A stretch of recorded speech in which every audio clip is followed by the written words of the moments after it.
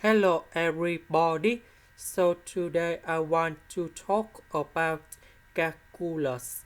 The topic today is about integration.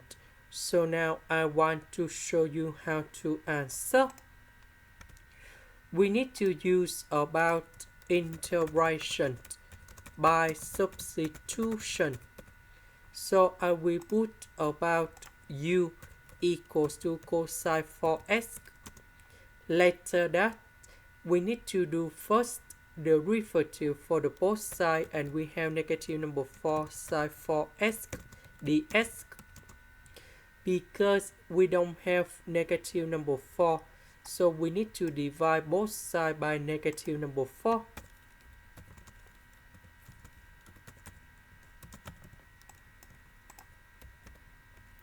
This one we change by u, and we have u square.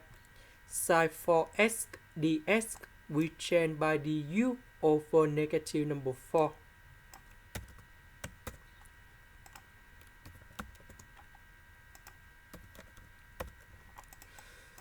So the integration of this one, we have arctan of u, and I will put about c. About u, that is about cosine 4x. This is the end.